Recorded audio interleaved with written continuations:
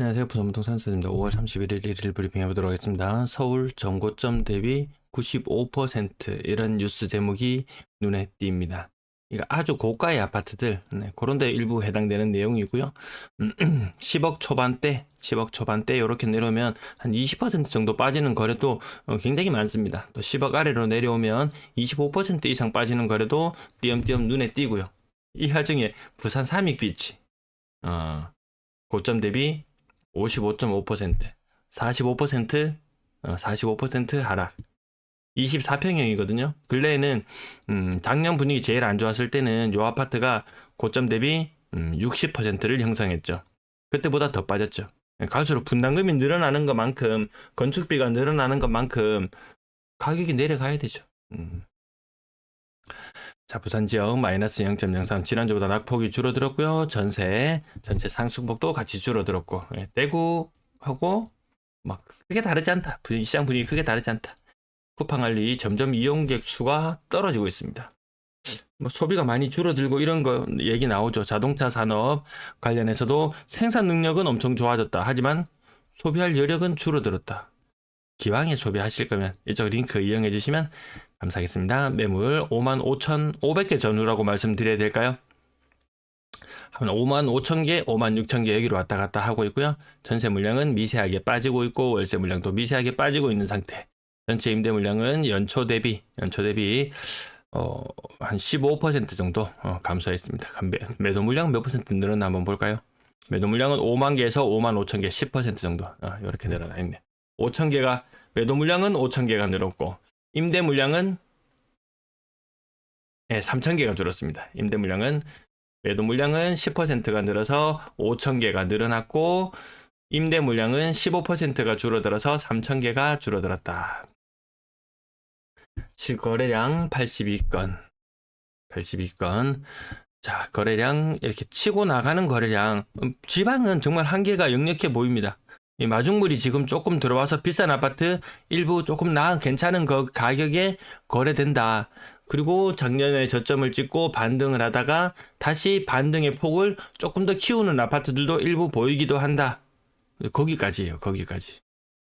마중물이 들어왔으면 이 폭발해줘야 되는데 거래가 폭발해줘야 되는데 폭발해줘야 되는데 그 현상이 없고요. 5월달의 거래량도 지금과 별반 다르지 않아 보이죠. 자, 1390건, 여기 3월달 방송 1390건의 거래량이 이루어졌을 때 최종적으로 2230건의 거래가 나왔습니다. 지금 1480건 거래량이 10% 정도 더 늘어납니다. 2350에서 2350에서 2400 거래량이 폭발하고 있지는 못하다. 하지만 거래가 생각보다 의외로 이루어진다. 분량도 생각보다 많이 하고 미분양도 많이 쌓이지만 그로 인한 착시 효과, 지난번에 앵커링 효과 말씀드렸죠. 신축에 비하면 구축은 진짜 그저 얻는 느낌이죠. 구축 한 4억짜리, 옆에 분양하는 거 한 7억, 8억. 이 그저 같습니다. 그저. 근데 한 4, 5년 전으로만, 코로나 이전으로만 돌아가봐도 이것도 비싼 느낌이었었거든요. 이것도 비싼 느낌이었어요. 그런 착시는 좀 무시하고 이제 다 같이 늙어갑니다. 진짜 10년 전 대비 평균 연령이 10세 높아졌죠. 10년이 지나고 나면 평균 연령이 50세가 넘어가거든요. 여기저기 아파오고 퇴직하고 싶고 돈이 있어야 뭘 하죠. 계속해서 일을 하고 부지런히 돈을 모으는 것도 하나의 방법. 적당한 선에서 만족하고 적당하게 현금도 집도 확보하고 현금도 확보하면서 편안하게 지내는 것도 다 개개인의 선택의 문제인 것 같습니다. 자, 실거래 가격도 한번 짚어볼게요. 아파트 투미를 통해서 한번 짚어보겠습니다. LCT 고점 대비 36%, 38억까지 갔던 거 24억. 떨어질 때는 이렇게 말하면은 야, 그 38억은 그 물건이 달라 이렇게 이야기할 수도 있어요. 근데 오를 때는 뭐 보통 24억 하던 게 38억 오르면 난리가 나죠. 난리. 그런 난리가 없습니다. 그렇죠. 뭐 평형은 같은 평형을 보되 뭐 층수나 이런 것들은 대충 다 무시하고 살펴봅니다. 대연 롯데캐슬 28%. 요 끝자락이 미세하게 움찔움찔 올라가는 것들이 보여요. 구소동 쌍용예가 2단지 49평형 8억 9,500. 그 이전 가격은 8억 2천.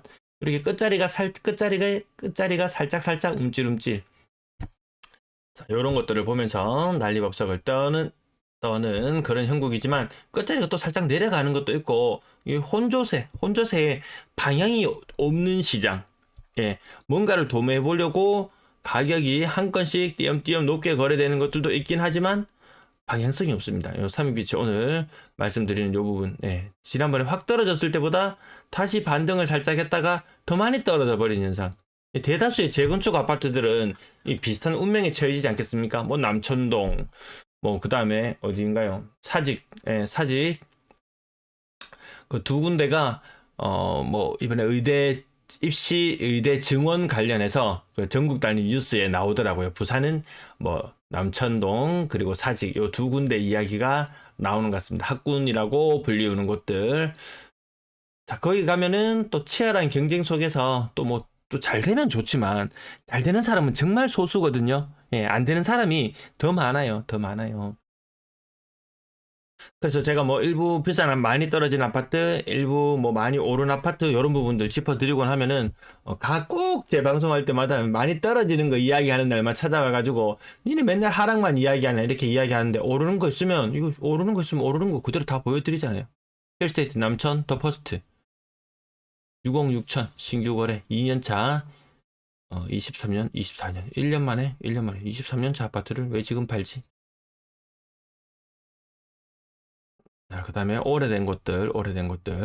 또 내년 되면은 또 이렇게 오래된 아파트들, 해운대구, 좌동, 뭐, 우동, 뭐, 오래된 아파트들 다시 한번,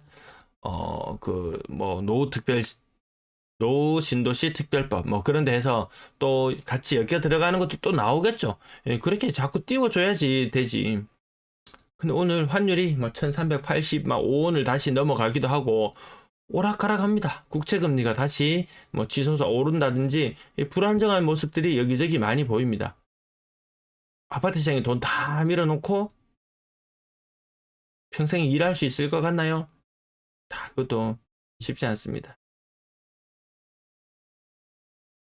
자, 적당한 선에서 만족하고 건강도 챙기면서 이 집이 다가 아니거든요. 맨날 이 가격 보고 퍼센트 보고 분위기 보고 하지만 1년 전이나 지금이나 뭐 별거 없고 과거처럼 뭐 폭등하고 폭락하고 이런 것도 없고 폭등하려고 하면은 진짜 마중물 그 펌프에 마중물 한 바가지 퍼부어 가지고 물 올라오지 지하수 올라오지도 않습니다. 지금 그 정도로 부동산 시장에 돈 들어가는 게 별로 없죠. 예. 마중물 제대로 시게 들어가려면 금리도 떨어지고 뭐 해야 되는데 금리 떨어질 기미도 보이지 않는 것이 지금 분위기 같습니다. 자, 나머지 건당 거래대금 올라가다가 희한하게 이때 힘 못 쓰네요. 5월달에 희한하게 힘 못 쓰네요. 나중에 뭔지 또 밝혀지겠죠. 예, 우리 그것들을 찾아갑니다. 6억 이상 비중 작년만 못하다. 분양권 거래 지난달과 비슷한 수준의 거래량을 보여줬고요. 전세 거래는 약간 비수기 뭐 2달 전과 견주어 봤을 때 계절적인 비수기니까요. 그러면 또 가을 되면 뭐 폭등한다. 또 뭐 되면 뭐 한다. 이런 이야기 나올 때 되면은 별로 힘이 없는 시장이라는 거죠. 소리 터무놓지 막 올라가는 신고가가 막 찍혀 나와야지. 그게 강한 시장이지. 뭐 해주면 올라간다. 금리 내려주면 올라간다. 월세 거래가 조금 더 많은 이런 모습까지 살펴보고 마칠게요. 시청 감사합니다.